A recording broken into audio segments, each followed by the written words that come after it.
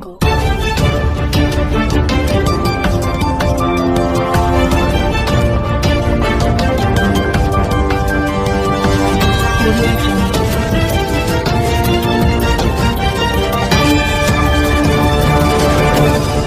नमस्कार, आप सभी का स्वागत है मां भुवनेश्वरी समय में और मैं हूं आपके साथ नेहा परिहार।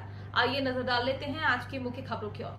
All India insurance employees association Madhya Pradesh एवं छत्तीसगढ़ की मध्य क्षेत्रीय इकाई सेंट्रल जोन इंश्योरेंस एम्प्लॉयज की 2 दिवसीय बैठक 28 तथा 29 दिसंबर को इंदौर में प्रारंभ हुई। बैठक में संगठन के अखिल भारतीय महासचिव श्रीकांत मिश्रा, मध्य क्षेत्र के अध्यक्ष अजीत केतकर, महासचिव धर्मराज महापात्र सहित दोनों राज्यों के रायपुर, भोपाल, इंदौर, सतना, शहडोल, जबलपुर, बिलासपुर, ग्वालियर के कार्यकारिणी समिति के 50 नेता शामिल हुए। बैठक में भारत सरकार के वित्त मंत्रालय के अधीन वित्तीय सेवा विभाग ने द्वारा अपने कार्यालय ज्ञापन दिनांक 26 नवंबर 2024 के माध्यम से बीमा अधिनियम 1938, जीवन बीमा निगम अधिनियम 1956 तथा बीमा विनियामक एवं विकास प्राधिकरण अधिनियम 1999 के विभिन्न प्रावधानों में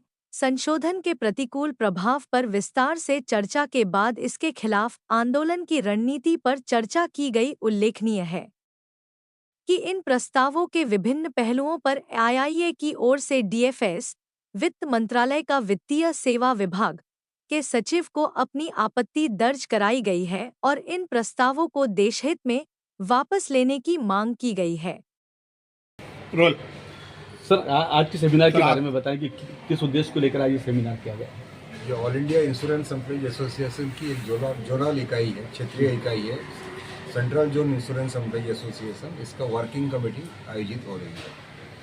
आज राष्ट्रीयकृत बीमा उद्योग के सामने जो चुनौतियां हैं, उसके साथ साथ कर्मचारी और देश की जनता के सामने जो चुनौतियां हैं, उन तमाम बिंदुओं पर चर्चाएं होगी। विशेष करके अभी केंद्र सरकार ने बीमा उद्योग को लेकर के कुछ सुधार की पेशकश की है। हमारी समझदारी है कि ये सुधार नहीं है, ये सुधार देश की राष्ट्रीयकृत बीमा उद्योग, देश की अर्थव्यवस्था को बर्बाद करेगी। मुख्य रूप से 4 प्रस्ताव जो सरकार लाने के लिए कुछ प्रपोजल रखे हैं फाइनेंस मिनिस्ट्री की तरफ से, उसमें सबसे जो खतरनाक है कि बीमा उद्योग में विदेशी पूंजी का हिस्सा जो अभी 74% है, उसको 100% करने की। हमारी समझदारी से इसकी कोई आवश्यकता नहीं है। कानूनन अभी इजाज़त है, कोई भी बीमा कंपनी, घरेलू बीमा कंपनी चाहे तो 74% ला सकती है, लेकिन वास्तव में जो विदेशी पूंजी आई है मात्र 32% आई है। तो 32% ही अगर है, 74 नहीं हुआ है, तो फिर 100 करने की आवश्यकता क्या है?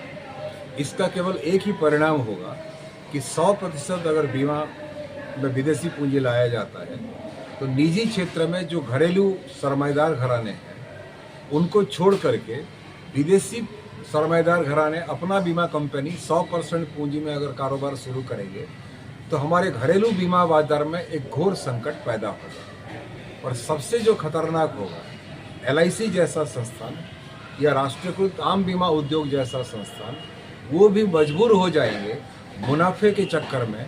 जो अमीर तबके के लोग हैं उनका बीमा ही करेंगे, जो गरीब हैं, देश के असंख्य तबके के जनता जो गरीब हैं, मजदूर हैं या जो बेरोजगार हैं, उनका बीमा कोई नहीं करेगा।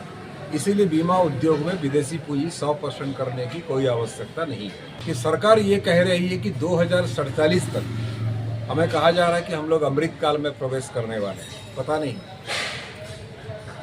सरकार का ये मनसा है कि हर भारतीय के हाथ में एक बीमा होना चाहिए। उसमें हम भी सहमत हैं। हम भी चाहते हैं कि हर भारतीय के हाथों में एक बीमा पॉलिसी होनी चाहिए। लेकिन हमारी सवाल है कि दुकान सिर्फ खोल देने से खरीदारों की संख्या बढ़ने वाला नहीं। अगर आप कोई बड़ी गाड़ी कंपनी इंदौर में 100 दुकान खोल देंगे तो 100 दुकान में जो ग्राहक नहीं बढ़ जाए।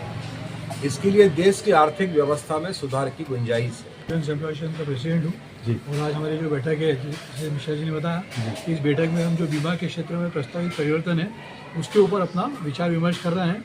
और अगर जिस प्रकार से फॉरेन डायरेक्ट इन्वेस्टमेंट 100% किया जाता है या अनेक प्रकार की विसंगति पाई जाती है, तो आने वाले दिनों में हम जो है 1 घंटे की हड़ताल के माध्यम से इस सरकार के निर्णय का विरोध करेंगे। साथ ही साथ भारतीय जीवन निगम में नई भर्ती पिछले कई सालों से रुकी हुई है, उसके लिए भी हमारा संगठन प्रयासरत है और हमारी कोशिश है कि प्रबंधन जो हमारी वैकेंसीज खाली है उसको तुरंत